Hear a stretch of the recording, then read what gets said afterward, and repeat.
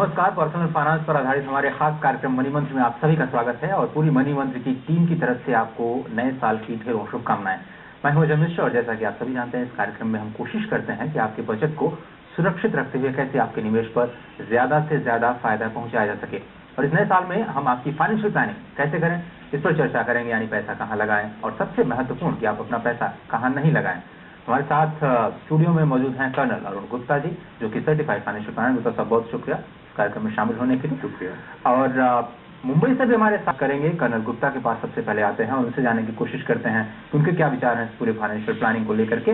उसके बाद फिर आपको मुंबई स्टूडियो ले चलेंगे। कर्नल साहब, एक बार फिर से स्वागत है आपका। और अगर 2010 की बात करें तो चूंकि आप सारे एसेट क्लास को ट्रैक करते हैं और बहुत सारे लोगों को एडवाइस देते हैं, जिसमें सभी तरह के लोग शामिल होते हैं, सारी उम्र के, सारे तरह के कारोबार के, आप क्या कहेंगे 2010 किस तरह का होने वाला है? और पैसा लगाएं तो कहाँ लगाएं, और अगर आप बता पाएं कि कहाँ नहीं लगाना चाहिए, बहुत बेहतर होगा।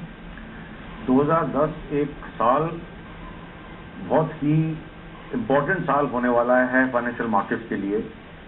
पिछले साल हमारी मार्केट्स काफ़ी नीचे जाके और रिकवर हुई हैं और इस साल विचार बनता है कि मार्केट्स और ऊपर जाएंगी। लेकिन मैं एक सर्टिफाइड फाइनेंशियल प्लानर हूं और मैं ये ज़रूरी समझता हूं कि लोगों का पैसा इस प्रकार इन्वेस्ट कराया जाए जिससे कि वो पैसा उन लोगों के लिए आगे काम आए और किसी प्रकार का उन्हें नुकसान ना हो। आज की तारीख में सबसे ज़रूरत और अहमियत की चीज़ है इन्फ्लेशन। ठीक है।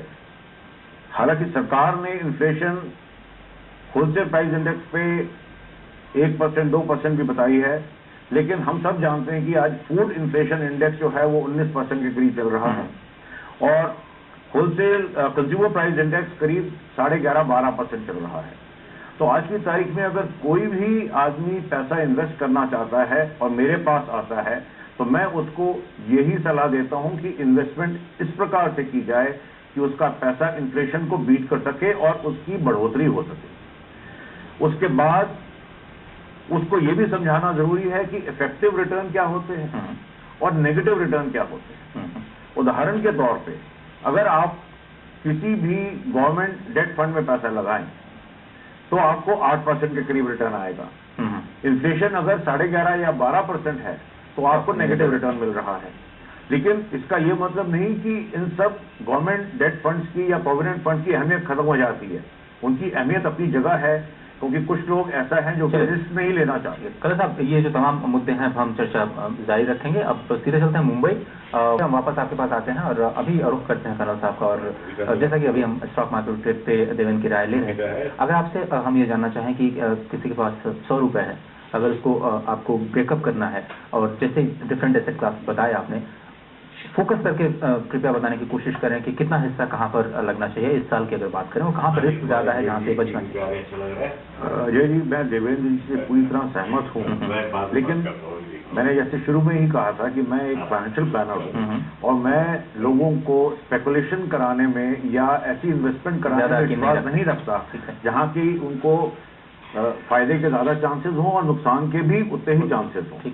एज ए फाइनेंशियल प्लानर मैं कोशिश करता हूं कि उनकी इन्वेस्टमेंट्स को पूरे फैला के इन्वेस्ट किया जाए, सभी सेक्टर्स में किया जाए, पूरी तरह डाइवर्सिफाई किया जाए, जिससे कि in the long run they get 15% return और 18% return rather than trying to get higher return. ज्यादा रिटर्न अभी मिलने के बजाय हम चाहते हैं कि उनको एक कैसे करेंगे आप इसे और कहाँ बांटेंगे आप पैसे को और किस तरह से लगाएंगे? देखिए, ऐसा है, मैं पहली बात तो डायरेक्ट इक्विटी मार्केट में इन्वेस्ट करना रिकमेंड नहीं करता हूँ। ठीक है।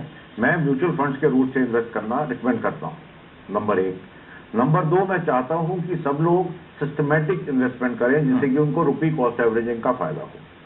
रुपी कॉस्ट एवरेजिंग क्या होती है या सिस्टमेटिक इन्वेस्टमेंट क्या होती है, ये हम मुद्दा थोड़ा बाद में ले लेंगे।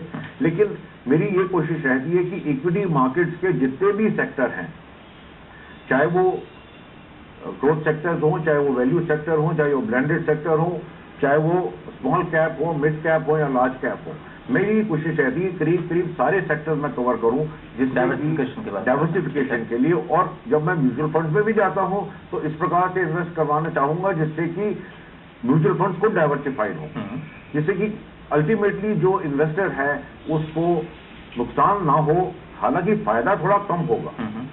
स्टॉक मार्केट के अगर हम ये कहते हैं कि 18 या 20% फायदा होना चाहिए, लेकिन हम चाहते हैं कि उसको कम से कम 15-16%, 17% फायदा हो, लेकिन नुकसान नहीं होना चाहिए। तो ये हमारा नजरिया है। उस लिहाज से फिक्स रिटर्न वाले जो एसेट्स हैं उसमें कितना परसेंटेज अभी रखना चाहिए 2010 में? इक्विटी में जिसे आप म्यूचुअल फंड्स कह रहे हैं SIP के जरिए, वहां पर कितना जाना चाहिए, कुछ दे पाएंगे अंदाजा? अच्छा जी, ये उम्र के हिसाब से आदमी पे डिपेंड करता है। अलग अलग जी। जो यंग आदमी है उसमें रिस्क लेने की काबिलियत ज्यादा है, वो ये चाहेगा, और हम करते भी उसके लिए कोशिश यही है कि ज्यादा से ज्यादा पैसा इक्विटी में लगाएं और डेट फंड्स में या जो फिक्स इनकम रिटर्न फंड है उनमें कम पैसा लगाएं। ठीक है, जैसे जैसे आदमी की उम्र बढ़ती है उस प्रकार से उसकी रिस्क लेने की कैपेबिलिटी कम होती चली जाती है। और जो आदमी रिटायर होता है उस टाइम पे वो कहता है जी मेरे को तो फिक्स रिटर्न मिल जाए, लेकिन उसको ये भी समझ में आ जाए अगर कि मुझे इन्फ्लेशन को तोड़ना है। देखिए साहब, मेरी एक नजरिया है कि एक आदमी शुरू के 15 से 20 साल स्कूलों में पढ़ता है, उसके बाद 10 साल कॉलेज में पढ़ता है, 25 साल की उम्र में वो काम करना शुरू करता है, 25 से 60 साल की उम्र तक वो आदमी काम करता है और 60 साल में वो रिटायर हो जाता है। तो जो 60 साल की उम्र है, मैं उसके बाद की जो टाइम है उसको मैं कहता हूँ गोल्डन ईयर्स। और उस आदमी ने 60 साल जो मेहनत मशक्कत करी है उसका फायदा उसको आखिरी के सालों में मिलना चाहिए। लेकिन इसका ये मतलब नहीं है कि उसका स्टैंडर्ड ऑफ लिविंग नीचे आ जाना चाहिए। इसलिए उसके लिए भी उतना जरूरी है कि वो इन्फ्लेशन को बीट करे और अपने को एक उस लेवल तक कम से कम मेंटेन करे तो रिटायर हुआ।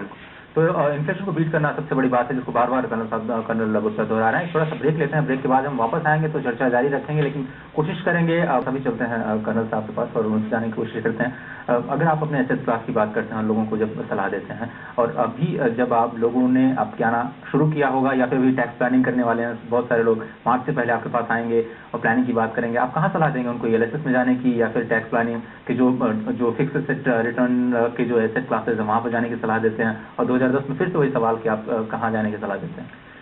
अजय जी, मैं पर्सनली अपने जो क्लाइंट्स को रिकमेंड करता हूँ वो ELSS पे जाने की रिकमेंड करता हूँ। ठीक, वजह उसकी ये है कि ELSS जो है उसका एक 3 साल का लॉक इन पीरियड होता है, सबसे कम। क्योंकि वो 3 साल का लॉक इन पीरियड है, इसलिए जो फंड मैनेजर है उसको अच्छा टाइम मिलता है उस फंड को अप्लाई करने का और मैनेज करने के लिए। इसलिए ELSS के रिटर्न जो है वो नॉर्मल इक्विटी फंड से कुछ बेहतर होते हैं। इसलिए मैं उनको रिकमेंड तो यही करता हूँ। बाकी हर आदमी की एपेटाइट अपनी होती है। कुछ आदमी कहते हैं नहीं जी हमें तो नॉर्मल एसेट क्लासेस में भी जाने दीजिए जहाँ हमें टैक्स बेनिफिट मिल जाए। और ये तो आप जानते हैं कि गवर्नमेंट ने नया टैक्स कोड निकाला है और 2011 से सब कुछ चेंज होने वाला है, सब कुछ उथल पुथल होने वाला है। तो ये अब देखेंगे 2011 के बाद क्या होता है। 1 साल, 1.5 साल, 2 साल की तो बात रह गई है। कर्नल साहब, एक सवाल ईमेल के जरिए हमारे पास एक दर्शक का आया था। उन्होंने ये जानना चाहा कि उनके पिताजी रिटायरमेंट हुए हैं, उनको 13 लाख रुपए मिले हैं और वो चाहते हैं कि उनको एक मंथली इनकम हमेशा लगातार मिलती रहे। और चूंकि उन्होंने इस वक्त ये सवाल किया है तो शायद 2010 में उनके लिए ये बताना शायद बेहतर होगा उनके लिए कि वहां पर कैसे वो अपनी प्लानिंग करें।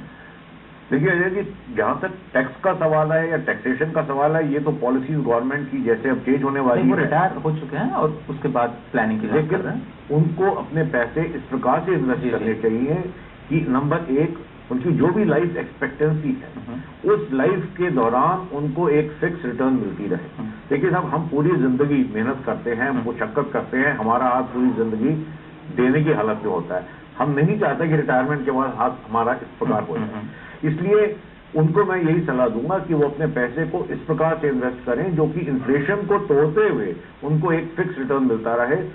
13 लाख से जो भी रिटर्न आएगा उतना ही मिलेगा, लेकिन उसको मैं बढ़ा तो नहीं सकता हूँ। लेकिन सिर्फ ये इंश्योर हो सकता है कि उनके पैसे जो हैं ना तो उनको नुकसान हो और पूरी जिंदगी एक रिटर्न आता रहे बराबर। इनफैक्ट मैं आपके इस सवाल के साथ जुड़ी हुई एक चीज और बोलना चाहूंगा रिटायरमेंट के बारे में। पीछे एक पेंशन रिफॉर्म स्टडी हुई थी, उसके मुताबिक सरकारी कर्मचारी ऑलमोस्ट 48% सरकारी कर्मचारी जो हैं वो रिटायरमेंट के बारे में नहीं सोच रहे हैं। और अगर आप जाएं प्राइवेट सेक्टर में, सैलरीड एम्प्लॉइज और जो सेल्फ एम्प्लॉयड हैं उनकी परसेंटेज करीब 66 से 67% है। तो मैं चाहूंगा कि ये सब लोग अपनी रिटायरमेंट के बारे में सोचना शुरू करें, क्योंकि पैसा जो है वो एक दिन में नहीं ग्रो होता है। बिल्कुल, पहले से प्लानिंग करनी it has to be plan in advance, और इसको ग्रो होने में क्योंकि हमने वक्त लगता है। इक्विटी मार्केट्स में अगर हम 15 से 20 साल के लिए पैसा इन्वेस्ट करें तो ही हमें रिटर्न अच्छा मुझे लगता है रिटायरमेंट के लिए भी एक अलग से शो करना पड़ेगा आपके साथ में, वो भी एक प्लानिंग बहुत जरूरी है।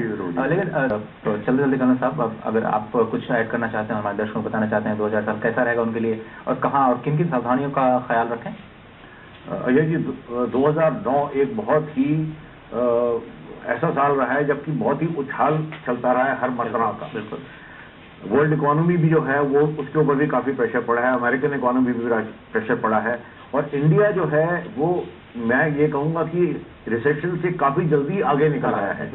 तो मेरे हिसाब से 2010 एक बहुत ही इंपॉर्टेंट साल होना चाहिए, जबकि वर्ल्ड इकोनॉमी भी इंप्रूव करेगी और इंडियन इकोनॉमी और ज्यादा इंप्रूव करेगी, उससे थोड़ा आगे चलेगी। और इसी के साथ मैं अपने सारे दर्शकों को अपनी तरफ से नववर्ष की शुभकामनाएं देना चाहूंगा और ये कहूंगा कि अगले साल उन सबके लिए मंगलमय हो, उनकी सारी मनोकामनाएं पूरी हो। बहुत बहुत शुक्रिया कर्नल साहब। अभी भी इंडियन इकोनॉमी का जो प्रोस्पेक्ट है फंडामेंटली अभी बेहतर दिख रहे हैं। तो अब आज के इस मनी मंथ में बस इतना ही, वक्त की थोड़ा सा कमी है। अगले हफ्ते फिर से होगी मुलाकात इसी वक्त इसी चैनल पर। आपके पास कोई सुझाव या फिर कोई सवाल है तो आप हमें moneymonth@dd.nic.in पर ईमेल कर सकते हैं। हमें ये भी बताना चाहेंगे कि विशेषज्ञों की राय उनकी अपनी राय है, वे डीडी न्यूज के विचारों को प्रदर्शित नहीं करते। फिलहाल डीडी न्यूज पर खबरों का सिलसिला लगातार जारी है। पूरी बिजनेस टीम को दीजिए इजाजत। नमस्कार।